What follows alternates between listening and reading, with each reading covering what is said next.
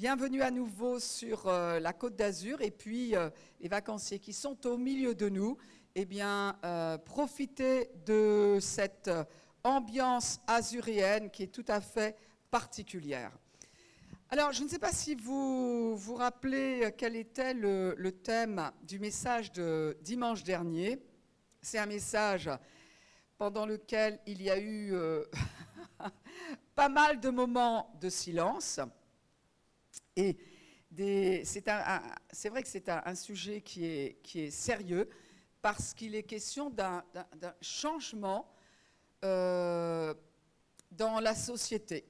C'est un changement qui est très très important et un changement qui va conduire toute la société à vivre un certain style de vie.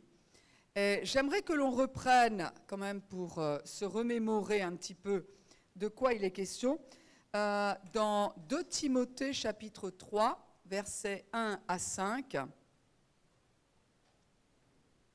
Le titre du message, c'est « Le mystère de l'iniquité ». Et très souvent, on entend iniquité, c'est-à-dire péché. Mais à vrai dire, il nous est dit, notamment dans le grec et également par tous les versets qui sont autour, qui forment le contexte de cette expression « mystère de l'iniquité », nous avons les détails de ce qu'est ce fameux péché-là, cette iniquité. 2 Timothée 3, 1 à 5, il est dit « Tu dois le savoir ». Donc moi, je lis peut-être une version qui est différente de la vôtre, mais ça veut dire la même chose. Dans les derniers jours, donc dans les derniers jours de la période dans laquelle nous sommes, c'est-à-dire avant de passer dans la prochaine période que vivra l'humanité, eh bien maintenant, il y aura des moments difficiles, c'est-à-dire périlleux. Les gens seront égoïstes. Il y a des choses, des caractéristiques qui vont marquer les temps dans lesquels nous sommes et que n'ont pas connu les générations précédentes. Ça ne veut pas dire que les générations précédentes étaient parfaites, non, mais il semble que nous soyons presque à une accumulation de ce qu'il y a eu précédemment et nous allons avoir, on pourrait dire, un tir groupé de tout ce qui s'est passé avant. Nous allons voir et nous sommes la génération qui voyons les changements en train de se passer. Et par exemple, en ce qui me concerne, je peux voir ces changements. Et il est dit ici, les gens donc seront égoïstes, amis de l'argent, ils se vanteront, ils seront orgueilleux, ils insulteront Dieu. Il y a toujours eu des athées, il y a toujours eu des païens, il y a toujours eu des gens qui ont eu d'autres dieux que le Dieu de la Bible. Mais ici, il est question que des gens insulteront Dieu. Pas juste la notion de Dieu, bien que cela va prévaloir également, mais le Dieu lui-même, le créateur du ciel et de la terre. Ils désobéiront à leurs parents, ils ne seront plus capables de dire merci, ils ne respecteront plus les choses de Dieu. Et la dernière fois, je vous ai expliqué que ça n'est pas simplement que la notion de chrétienté ou de christianisme sera méprisé, bien que cela soit en train d'augmenter. Mais c'est tout ce qui a à voir avec Dieu, y compris le code moral de Dieu qui est inscrit dans notre propre conscience, non seulement qui nous est venu clairement par Moïse, mais bien avant, tous les êtres humains ont une conscience, ont cette notion du bien et du mal qui a été, je dirais, récapitulé dans les 10 commandements. Ceci dit, eh bien, il va venir un temps où les gens ne respecteront plus les choses de Dieu. Ils seront durs sans pitié. Donc on peut voir que parce qu'ils ne respecteront plus les choses élémentaires que Dieu a placées même dans le cœur de l'être humain, eh bien effectivement les gens vont s'endurcir, ils seront sans pitié, ils diront du mal les uns des autres. Alors évidemment, ça a toujours été la calomnie, lancer des rumeurs sur les gens. Mais on voit dans notre génération, maintenant où nous sommes, que cela a une autre portée, parce que d'abord les gens ont tendance à beaucoup plus croire les rumeurs qu'auparavant. Avant, les gens entendaient, tiens, il paraît que, bon, bah, c'est il paraît que. On ne va quand même pas croire tout ce qu'il paraît. Mais aujourd'hui, il y a une certaine force dans ces rumeurs parce qu'elles sont relayées à une échelle qui est nationale, voire internationale, à la vitesse grand V, grâce ou à cause des médias, des réseaux sociaux, etc. Donc l'insulte prend une autre dimension, elle aussi. Il est dit, ils mèneront une vie de désordre, et je crois que vous et moi n'avons pas encore vu ce que le mot désordre peut, jusqu'où il peut être défini. Ils seront cruels, ennemis du bien, ils trahiront les autres, ils seront violents, l'orgueil les rendra aveugles, ils aimeront le plaisir au lieu d'aimer Dieu, ou au lieu d'aimer tout ce qui touche Dieu. C'est inclus cela aussi. Ils feront semblant d'être fidèles à Dieu, mais en réalité, ils rejetteront la puissance de la foi.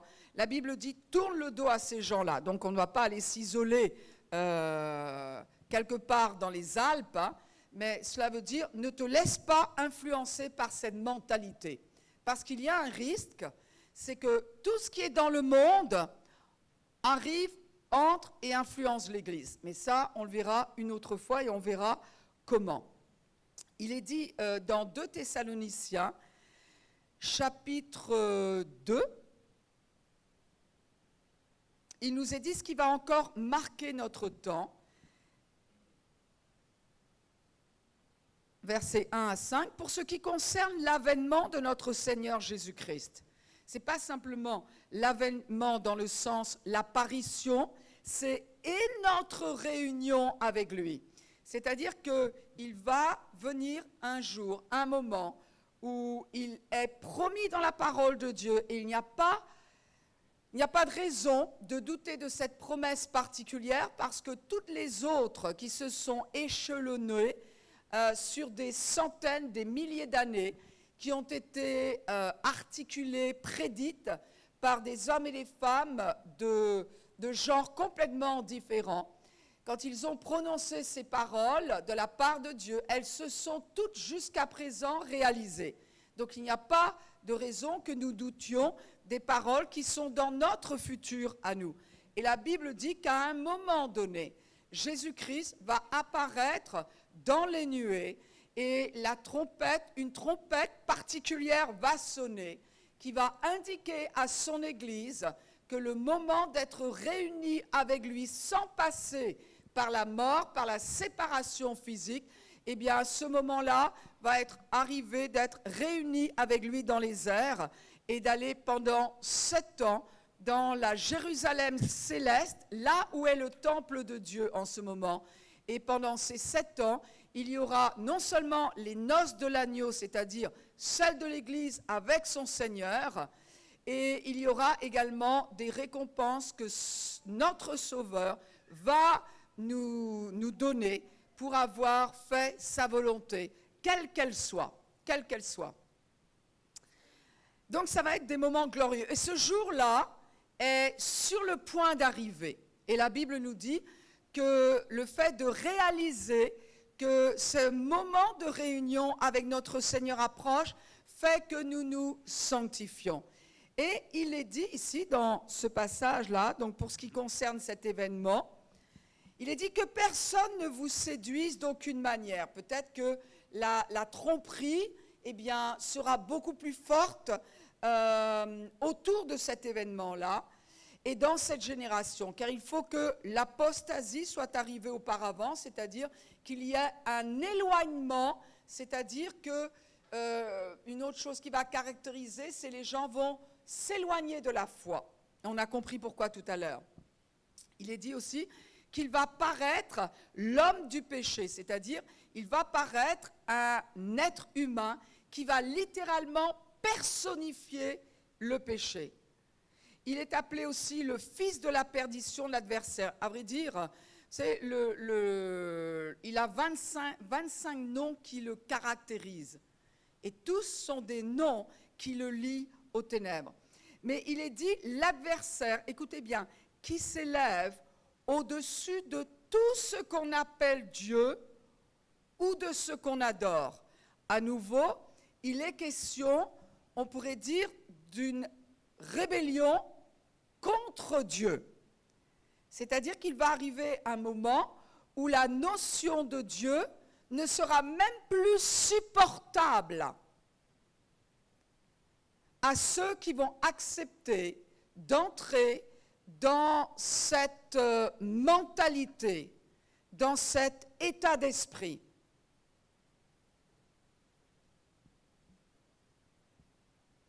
Et il nous est dit ici que cette rébellion-là va être conduite par un homme qui ne supportera pas, en quelque sorte, quoi?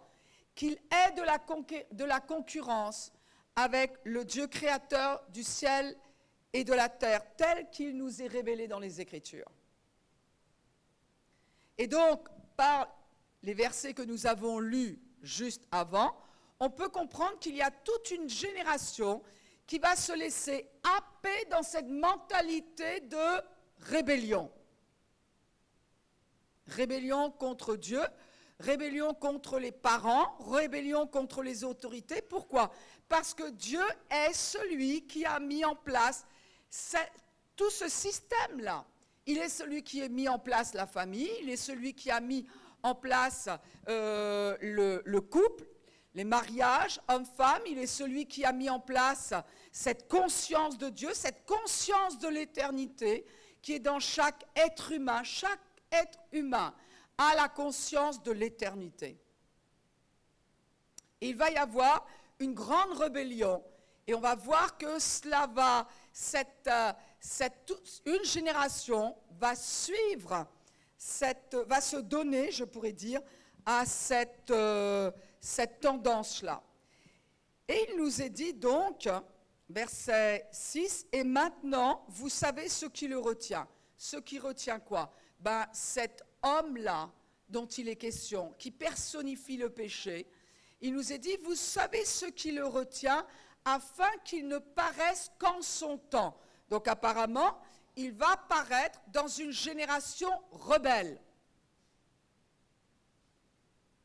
Il va paraître dans une génération chaotique. Il va paraître dans une génération qui aura déjà été influencée par cette mentalité-là, par cette rébellion, par ce désordre, par ce chaos. Il est dit qu'il ne peut se révéler qu'en son temps. Néanmoins, le moment venu, il va trouver une génération qui sera prête et il n'aura aucune difficulté à trouver des gens qui vont le suivre. Mais qui vont le suivre dans quoi? C'est quelqu'un qui va apporter beaucoup de réformes. La Bible nous dit clairement, ça va être un leader européen. Il va apporter des réformes, beaucoup de réformes. Et c'est marrant parce qu'on entend tout le monde qui aspire à ce qu'il y ait un leader. On entend cela aujourd'hui dans que ce soit les informations, les gens qui parlent autour de nous. Il est dit, vous savez ce qui le retient, je reviendrai là-dessus. Verset 7. Car le mystère de l'iniquité agit déjà. C'est-à-dire qu'il y a quelque chose qui est déjà à l'œuvre avant que ce fameux leader prenne le leadership.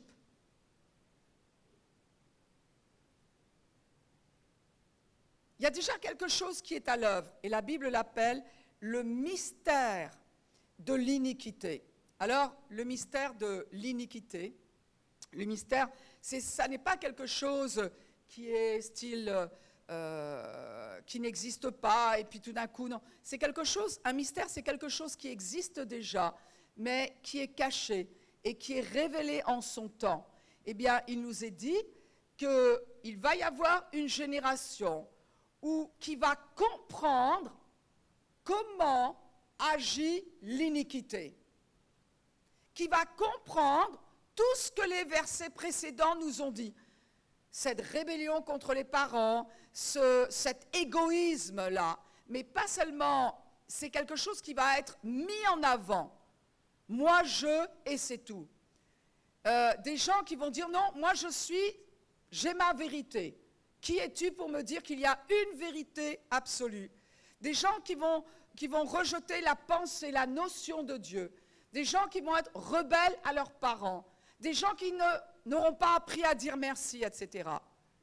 Et la Bible nous dit, il va y en avoir qui vont comprendre ce qui se passe. Ce qui veut dire que les générations chrétiennes, les chrétiens d'avant, n'ont pas été à même de voir ce que nous voyons. Nous pouvons dire, en lisant ce que je lis, je peux dire qu'aujourd'hui, j'ai vu les changements. Moi, mon enfance n'était pas du tout, l'éducation de mon enfance n'était pas du tout, et je n'ai pas 400 ans, hein. Je suis encore jeune. Malgré cela, j'ai vu ces changements profonds. Et la Bible dit, eh bien, c'est le mystère de l'iniquité. Alors l'iniquité, comme je vous le disais, ce n'est pas simplement un péché. Oui, le mystère du péché. Mais précisément de quel péché? Eh bien, on le sait quand le grec nous dit que ce mot iniquité veut dire anomia, qui veut dire à, sans. Pour nous, Français, c'est facile de comprendre cela. À, sans, nomia, loi. C'est-à-dire le mystère de ceux qui promeut ce qui est sans loi.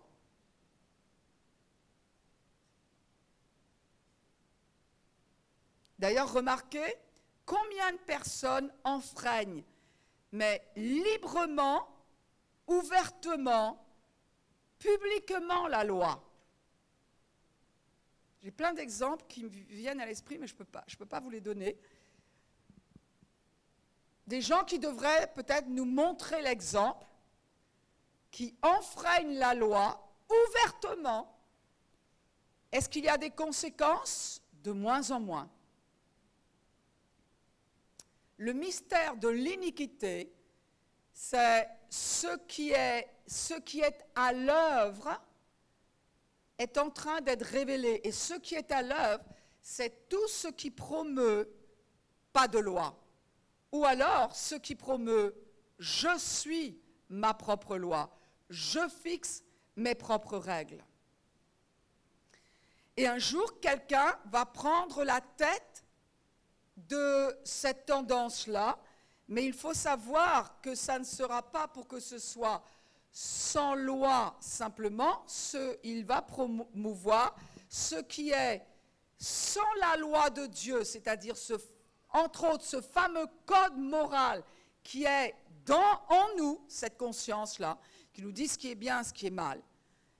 Et un jour, il va y avoir quelqu'un qui va dire on ne veut plus de ce genre de code-là, on ne veut plus cette notion de bien et de mal telle qu'elle est définie dans les Écritures et à laquelle notre conscience rend témoignage. On va changer la mentalité, on va changer le code moral, et ce code moral-là n'aura aucune notion de Dieu. C'est exactement ce que voulait faire Nimrod. Cet esprit de rébellion est toujours là, sur terre. C'est exactement ce que voulait faire Nimrod dans Genèse chapitre 11. Créer une société indépendamment de Dieu, où l'être humain serait son propre Dieu. On pourrait appeler cela, on pourrait donner le nom d'humanisme à cette religion.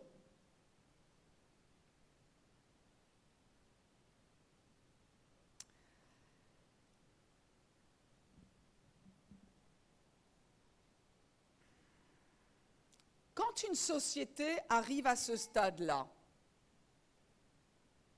il n'y a plus de standard moral. On ne sait plus ce qui est bien, on ne sait plus ce qui est mal. Par exemple, quelqu'un m'a montré, m'a fait part de son choc suite à une vidéo que cette personne a vue. Et dans cette vidéo-là, c'est un expert, c'est une dame, je vais vous le lire exactement. C'est une psychologue et criminologue. Et elle combine ces deux expertises dans son travail parce qu'elle travaille pour la police nationale néerlandaise. En tant qu'experte en matière de crimes sexuels, elle conseille dans le cadre d'enquêtes locales, fédérales et internationales sur la pédopornographie et les abus d'enfants.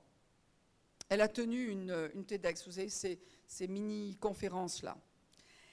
Donc, vous comprenez, hein, c'est une femme qui travaille pour la police nationale néerlandaise, qui est psychologue, qui est criminologue, qui a affaire à toutes sortes de pédophiles, à toutes sortes de crimes d'enfants, etc. Elle a dit ceci. « Je crois vraiment que chaque personne aspire à l'amour à un moment donné de sa vie. » Déjà, là, il y a une alarme rouge qui devrait résonner en nous. En disant, mais elle parle de qui a le droit à l'amour à un moment de sa vie. Et elle dit, si cet amour que vous souhaitez vraiment était à jamais impossible, serait-il que certains amours soient impossibles? Elle est en train de le plaindre là. Elle est en train de plaindre les pédophiles. Ce doit être une situation vraiment solitaire pour être dans cette situation. Non mais je rêve.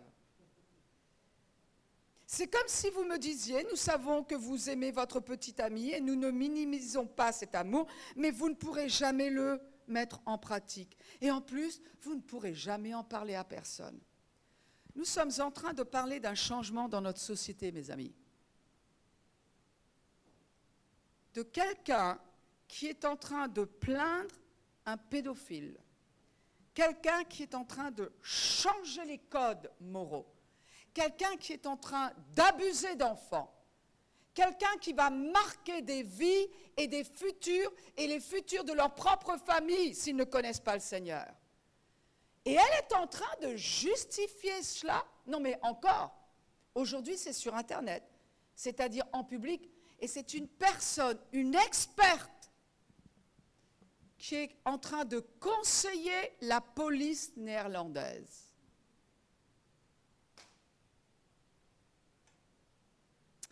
À Berlin, il y a un scandale qui a éclaté il y a peu, parce qu'il a été révélé que pendant 30 ans, il y a des orphelins de la rue qui ont été confiés à des familles d'accueil, qui étaient des homosexuels.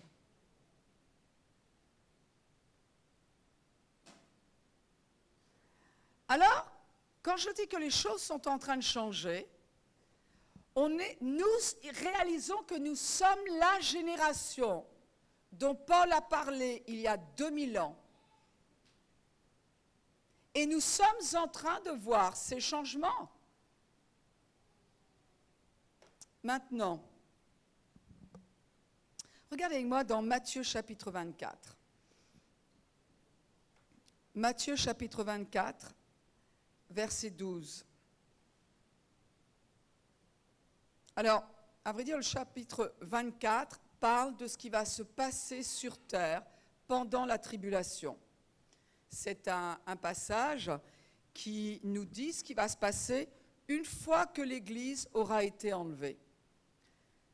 Vous vous rappelez que tout à l'heure, nous avons lu que l'homme du péché, l'homme de la perdition, celui qui va vouloir prendre la place de Dieu, ce fameux leader, vous vous rappelez, il nous est dit qu'il ne peut pas prendre le lead, il ne peut pas prendre le leadership de cette génération qui ne veut plus du standing moral de Dieu. Il ne pourra paraître qu'une fois que celui qui le retient aura disparu. Ah! Il nous est dit qu'il y a quelqu'un qui va disparaître. Ce qui veut dire que si cet homme-là ne peut pas paraître maintenant, cela veut dire qu'il voudrait bien, et cela veut dire qu'il est empêché. Qui peut empêcher quelqu'un qui personnifie le péché et qui va encourager toute une génération à se rebeller contre Dieu? Qui peut mener ce genre de révolte? Ça, ce sera connu plus tard. Mais qui peut l'empêcher, écoutez bien, de faire ce qu'il veut? Il n'y en a qu'un. Dieu, le Saint-Esprit. On pourrait dire, mais comment le Saint-Esprit peut empêcher quelqu'un sur terre de faire ce qu'il veut, d'entraîner toute une génération à se rebeller contre Dieu? Qui peut? Comment Dieu peut-il s'y prendre? C'est très bien, très facile. La Bible dit que les chrétiens nés de nouveau sont le temple du Saint-Esprit.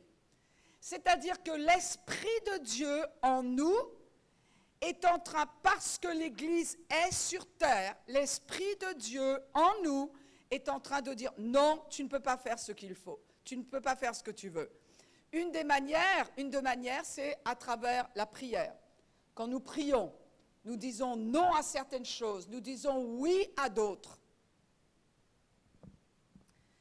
Et la Bible nous dit qu'effectivement, il va venir un temps où le corps de Christ, le corps du Christ, l'Église, va disparaître.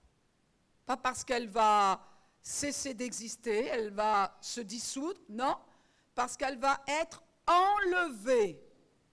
Et personnellement, je ne peux pas vous dire à quel point j'attends ce jour.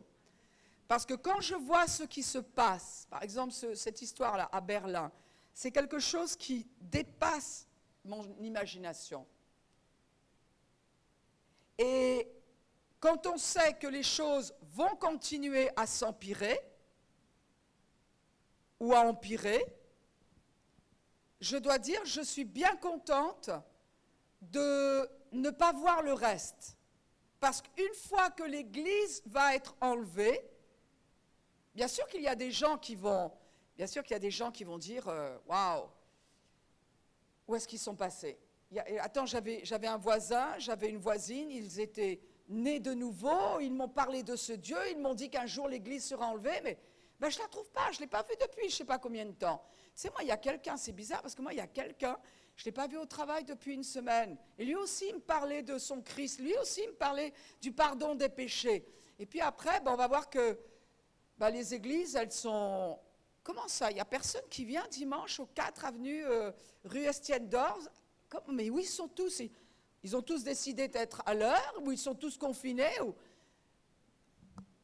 Et aux informations, on va parler de ces choses-là. Mais, vous croyez qu'on va manquer à beaucoup sur cette terre? Vous savez, l'Église, en ce moment, elle est exactement, je parle de l'Église universelle, elle est exactement ce que la Bible dit qu'elle est. C'est-à-dire, elle est un empêcheur de tourner en rond. C'est-à-dire que le chrétien qui va à son travail et tout le monde est en train de magouiller, et ce chrétien dit non, écoute, tu sais, moi je ne veux pas faire les choses comme cela, c'est un empêcheur de tourner en rond.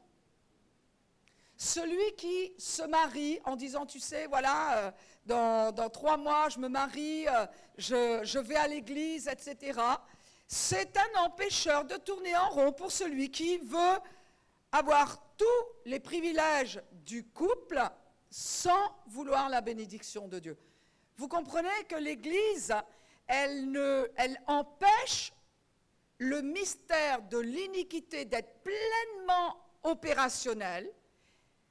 Et elle empêche cet homme-là, ce leader, cet homme du péché, ce fils de la perdition, de faire ce qu'il veut tant que l'Église est sur terre. Si bien qu'une fois que l'Église de Jésus-Christ aura été enlevée, et il y a eu des précédents dans la Bible, et nous ne serons pas le seul groupe, parce qu'après nous, la Bible nous dit qu'il y aura d'autres groupes qui seront aussi enlevés comme cela. Eh bien, il va y avoir toute une génération, il y en a qui vont pleurer l'Église. Il y en a qui vont dire, mais il m'avait dit, il m'avait prévenu, pourquoi je n'ai pas cru? Et la parole de Dieu va être à l'œuvre dans le cœur de ces gens. Il y a des gens qui vont naître de nouveau, parce que l'Esprit sera encore là et l'Esprit de Dieu agit toujours avec la parole. Il y a des Bibles qui vont rester derrière nous. Ce message va rester derrière nous. Tout ce qu'il y a sur YouTube, tout ce qu'il y a sur les réseaux sociaux, tout cela va rester derrière nous. Toutes les bibliothèques de livres chrétiens, tout cela va rester derrière nous. Et puis surtout les paroles de témoignage que nous aurons partagées avec tout ce que nous avons croisé. Et l'Esprit de Dieu fera le même travail que ce qu'il faisait sur terre avant que l'Église ne naisse. Il y aura des gens qui vont regretter l'Église. Il y en a qui vont accepter le Seigneur. La Bible nous dit que ça va être au prix de leur sang. Et puis, il y a tous ceux qui vont dire « Ah, bon débarras, enfin ! Enfin, il n'est plus là pour me rappeler qu'il y a un Dieu. Enfin, il n'est plus là pour me dire qu'il y a un bien et qu'il y a un mal. Enfin, je vais pouvoir faire ce que je veux. » Pendant 7 ans. Donc, nous sommes, pendant ces 7 ans, dans Matthieu chapitre 24, parce que vous avez oublié que j'étais partie de là, non?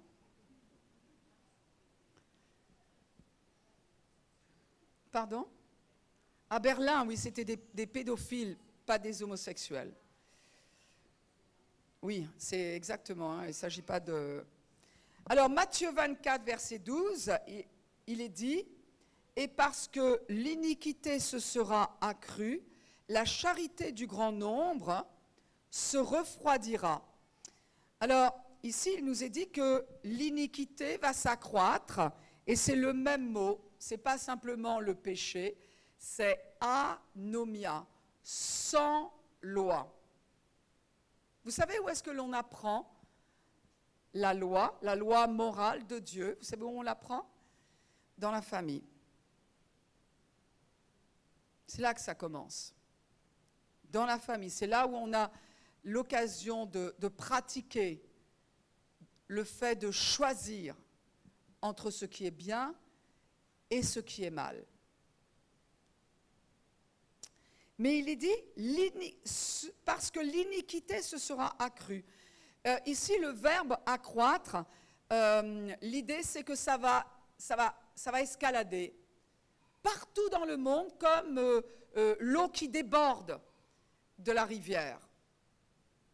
C'est-à-dire que cette volonté, ce désir, cette aspiration de ne plus avoir la loi morale de Dieu va être partout dans notre génération, partout sur Terre. Ce n'est pas une question de culture, il n'y a pas de frontières, c'est la génération. Et il nous est dit que parce que cela va s'accroître, c'est-à-dire ça va aller crescendo, la charité du plus grand nombre se refroidira. Et l'idée, c'est comme un vent qui souffle et qui refroidit. C'est-à-dire que la pression va être... Là, nous sommes pendant les 7 ans de la tribulation, ce que la Bible appelle la tribulation pendant 7 ans. L'Église n'est plus sur terre. Elle reviendra avec le Seigneur, mais elle ne sera plus sur terre. Et pendant ce temps, puisqu'il le corps de Christ qui porte l'Esprit de Dieu en nous, il y a des gens qui vont avoir l'Esprit de Dieu sur eux. Mais là, la caractéristique de l'Église de Jésus-Christ, c'est que l'Esprit de Dieu est en nous. Il a fait sa demeure en nous. Nous sommes nés de nouveau. Nous avons la vie de Dieu en nous par l'œuvre du Saint-Esprit. Ce n'est pas comme avant Jésus. Avant, l'Esprit de Dieu venait sur les personnes. Les rois, les prêtres, etc., les sacrificateurs, les prophètes. L'Esprit de Dieu venait sur eux. La différence, c'est que quand on a accepté que Jésus était l'agneau de Dieu, le sang a été versé pour laver nos péchés, là, l'Esprit de Dieu vient en nous, ce qui fait de nous une nouvelle créature. Mais il nous est dit qu'une fois que l'Église a été enlevée, l'amour du plus grand nombre se refroidira. Je ne sais pas si vous réalisez ce que ça va donner. Moi, vous savez, je suis bien contente. C'est à cela que le Seigneur va nous arracher. Quand il est dit que il est parlé de l'enlèvement, l'Église va être enlevée. L'idée, c'est arracher, c'est sorti. Oui, pourquoi? À cause de tout ce qui va se passer, ce qui est déjà en train de se passer, et qui va aller en augmentant. Donc oui, on peut dire que le futur de l'Église est brillant. Et dans Romains chapitre 1, verset 21, il est dit, moi, ce que j'ai réalisé, il y a plusieurs choses qui m'ont marqué à travers ce confinement, etc. Mais je crois que, d'abord, tant de pasteurs aujourd'hui prêchent le retour du Jésus. Parce que nous, non seulement nous le ressentons dans notre cœur, mais nous sommes en train de voir ces changements-là, qui se déroulent tous sous nos yeux. Et nous avons l'attestation de son esprit, chacun, pas que les pasteurs, nous avons l'attestation dans notre esprit que oui, Jésus revient bientôt. Mais je ne peux pas accepter l'idée que nous nous taisions. Je ne peux pas accepter l'idée que les gens qui sont autour de moi n'aient pas entendu parler de cette réconciliation. J'aimerais que personne ne puisse rester sur cette terre. Parce que les choses qui vont s'y dérouler sont horribles. Et il y en a qui vont aimer ça.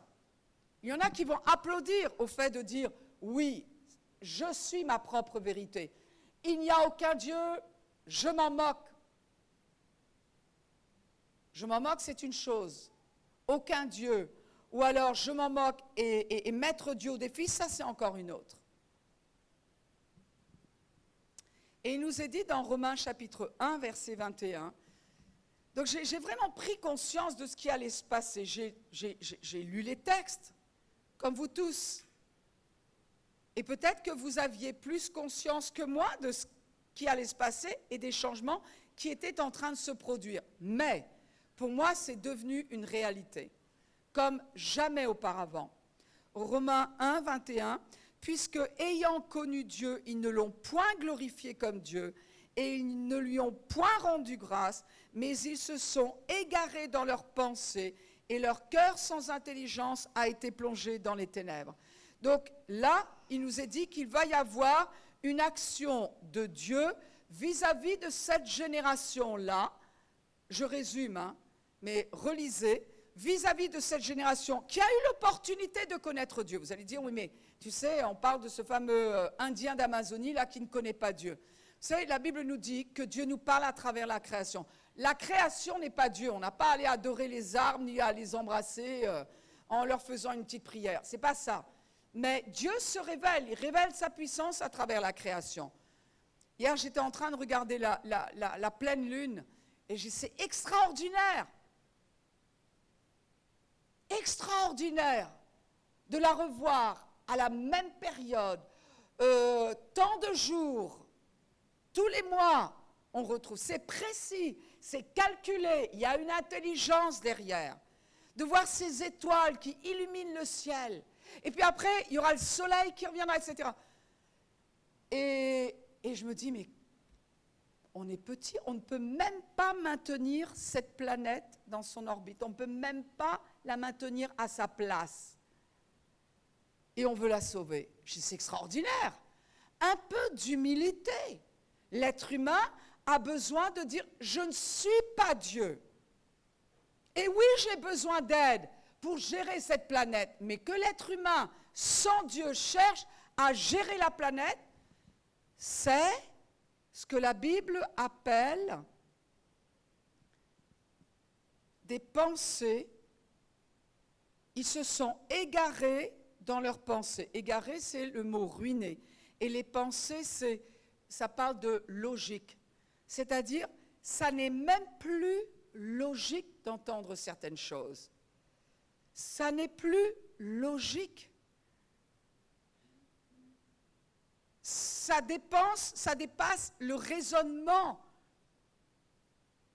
basé sur une logique. Et il est dit, Et leur cœur sans intelligence, et le mot sans intelligence ici c'est stupide. C'est-à-dire, pourquoi est-ce que c'est un cœur qui est sans intelligence, des pensées qui sont égarées? Pourquoi? Parce que la Bible dit que la crainte du Seigneur est le commencement de la sagesse. C'est-à-dire, je me prive de la sagesse qui me donne une bonne logique, qui permet de vivre normalement et tous ensemble quand je dis non à Dieu ou que je le méprise. C'est ce que la Bible dit. La crainte de Dieu est le commencement de la sagesse. Verset 22, se vantant d'être sages, ils sont devenus fous.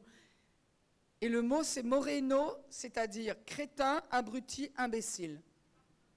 C'est-à-dire qu'ils ne sont pas sages, mais ils se vantent d'être sages. Mais en définitive, ce sont... Alors bon, je ne suis pas en train de penser... Je n'ai pas des noms. Ce que je veux dire, c'est que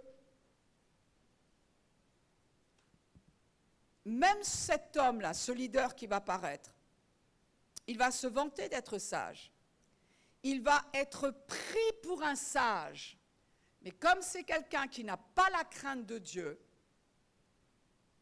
il va amener la ruine. Et c'est ce qu'il va faire. La Bible nous le dit clairement.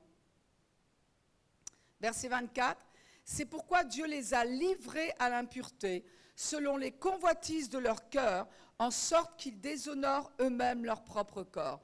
Dieu les a livrés. Alors ce n'est pas Dieu qui dit, bon allez tiens, allez, tu vas aller vers l'impureté, tu vas aller vers les convoitises de ton cœur, avec toute la liste que l'on a lue avant. Vivre sur cette terre, ça va être horrible pour ceux qui refusent le standard moral sans Dieu. Mais Dieu les a livrés, ce n'est pas Dieu qui les pousse vers ces choses-là. Vous savez ce que ça veut dire, Dieu les livre? Dieu dit, tu veux la voir? Je te laisse. Tu veux un pays où Dieu est mis à la porte? Tu veux un pays où les croyants n'ont pas le droit de se rencontrer? Tu veux un pays où Dieu est moqué? Tu veux un pays où chacun ait sa propre loi? Tu veux cela? Je te laisse. C'est-à-dire, dans cette génération dont on parle, Dieu va cesser d'intervenir, et ça c'est une fois que l'Église ne sera plus là, et il va laisser cette génération avoir ce qu'elle veut.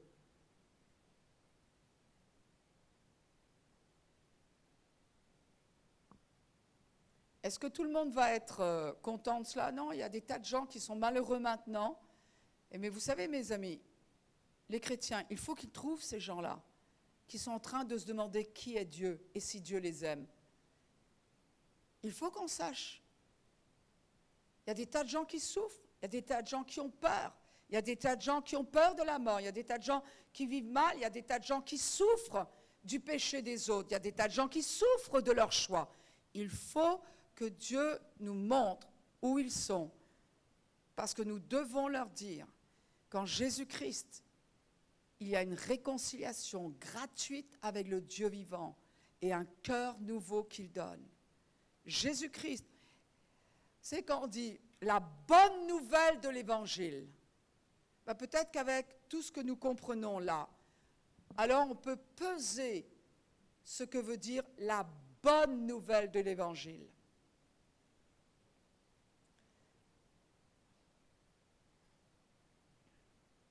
C'est vrai qu'il y a ce mystère de l'iniquité. Mais vous savez quoi?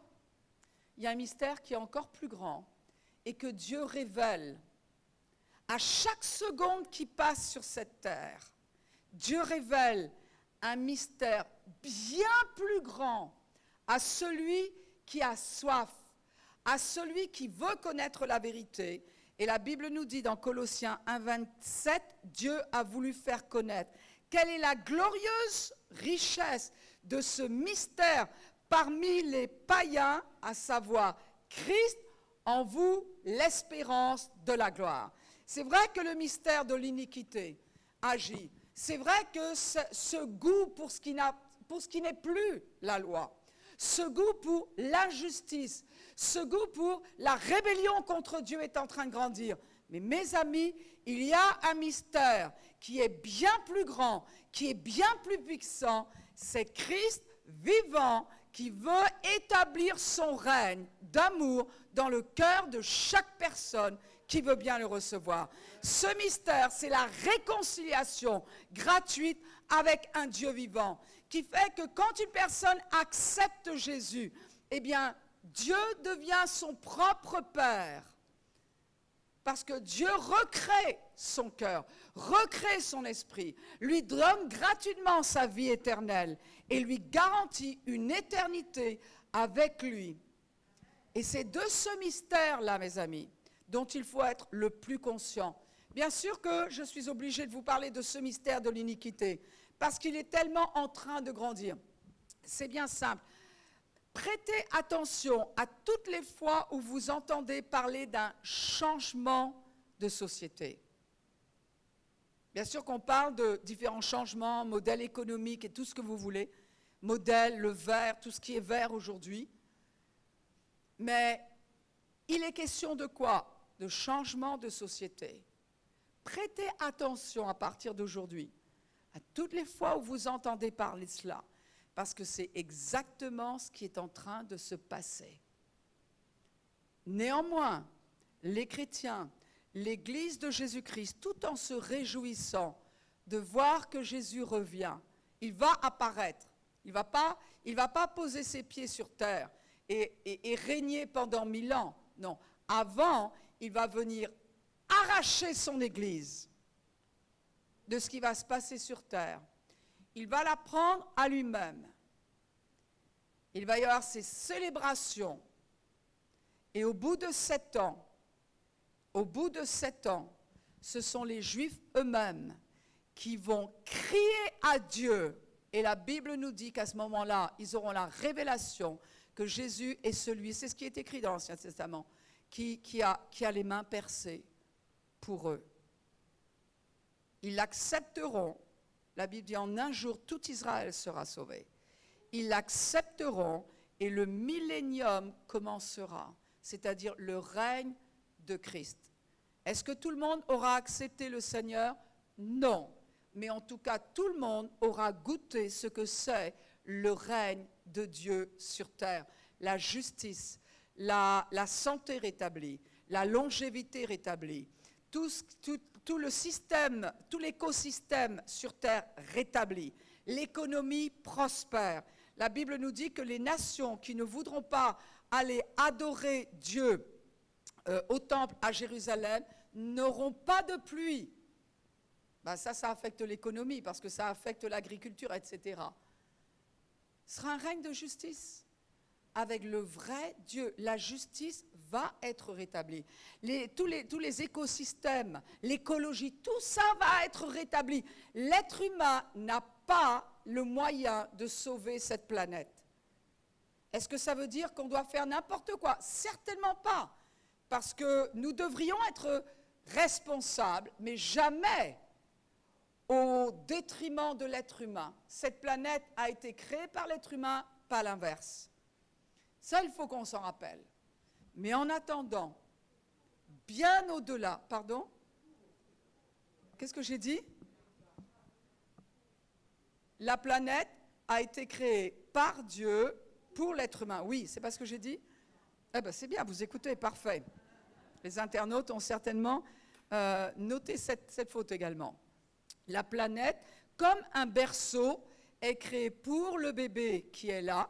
Eh bien, la Terre est notre berceau, notre chambre dans cet univers, notre salon, notre maison dans cet univers-là.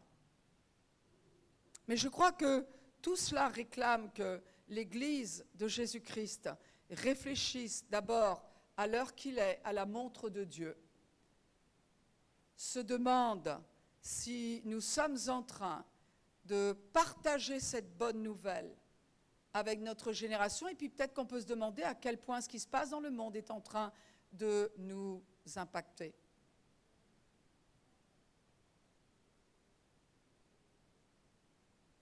Mais c'est peut-être un autre sujet. Peut-être un autre un autre sermon. Et il est dans les tuyaux, celui-là. Hein. Mais c'est sérieux. Et nous sommes l'Église de Jésus-Christ. Nous avons des promesses extraordinaires. Vous savez, dans la Bible ne reconnaît que 3 groupes. Ce n'est pas les petits, les grands, les riches, les pauvres, les jaunes, les verts, non. 3 groupes. Les incroyants, les juifs et l'Église. Il n'y en a pas d'autres. Il y a 3 destinées pour chaque groupe et il y a des promesses pour chaque groupe. Et nous, l'Église, nous devrions étudier pour savoir les promesses qui sont les nôtres.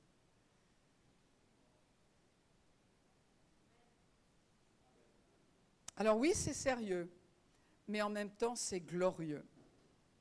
C'est glorieux. Alors tout à l'heure, quand on chantait, eh bien, nous t'accueillons. Il a déjà été accueilli dans notre cœur si on a accepté Jésus. Mais nous t'accueillons parce qu'un jour, nous allons le voir. Et la Bible dit que tel il est, tel nous sommes. Si quelqu'un a entendu ce message et dit, tu sais, moi, j'aimerais que tout le monde courbe le front, s'il vous plaît, et ferme les yeux. Je veux juste m'assurer que les gens qui ont entendu ce message, eh bien, puissent, peut-être qu'ils sont travaillés dans leur cœur, ils disent, mais moi, je veux cette vie nouvelle. Ben, non seulement, je n'ai pas envie de rester au milieu de tout cela, mais je veux faire partie de l'Église et plus que cela, je veux recevoir le pardon de mes péchés. Parce que je ne mérite pas cette amitié, je ne mérite pas cette réconciliation avec le Dieu créateur du ciel et de la terre, celui qui est bon, qui n'est que bon. Je ne mérite pas. Et justement, parce que personne ne mérite, Dieu a envoyé Jésus. Et Jésus a dit, celui qui m'a vu a vu le Père. Si vous voulez vous approprier le pardon de vos péchés, qui vous a été payé il y a 2000 ans, c'est fait. Ne cherchez pas à payer pour vos péchés. C'est fait. Le sang a coulé et Jésus est ressuscité. Il est vivant aujourd'hui. Si vous souhaitez accueillir ce Messie, ce Jésus dans votre cœur, eh bien, vous pouvez le faire maintenant en répétant cette prière après moi. Père, mon Dieu, j'ai entendu que tu m'as pardonné. Je ne l'avais pas réalisé. Et je t'en suis reconnaissante, reconnaissant. Et puis j'ai appris qu'en même temps, avec ce pardon de péché, tu me donnes un cœur nouveau, tel que ça avait été annoncé dans Ézéchiel. Je reçois ce cœur nouveau. Je reçois ce miracle en moi qui fait de moi ton enfant. Merci pour cette vie nouvelle, pour ce futur nouveau que tu me donnes, pour le pardon de mes péchés. Et je voudrais te connaître davantage. Montre-moi encore qui tu es. Montre-moi ma raison d'être sur cette terre. Et j'aspire déjà à te rencontrer. Amen. Gloire à Dieu. Gloire à Dieu. Merci Seigneur pour ta présence. Merci Jésus pour ta présence. Merci mon Dieu pour le futur glorieux de l'Église. Le futur glorieux de l'Église. Nous allons prendre maintenant le pain et le vin. C'est un bon moment pour le faire. Et j'invite les internautes également à aller prendre du pain, prendre un peu de vin ou du jus de raisin qui va symboliser le sang de Jésus qui a coulé. Autant que j'avais besoin de pardon. Vous m'entendez? Le sang de Jésus a coulé autant que j'avais besoin de pardon.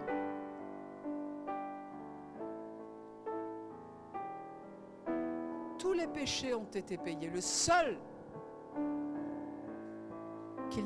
pour lequel il n'a pas pu payer, c'est celui de le rejeter. Parce que chacun est libre. Si vous avez fait cette prière, eh bien, n'hésitez pas à nous le faire savoir. Vous pouvez nous adresser un email, nous contacter à travers notre site ek21.org. Et si vous n'avez pas de Bible, eh bien, nous serions vraiment très heureux de vous en offrir une. Si vous avez des questions sur la foi, adressez-nous vos questions. On n'a pas encore toutes les réponses, mais on en a suffisamment pour vous aider là où vous êtes.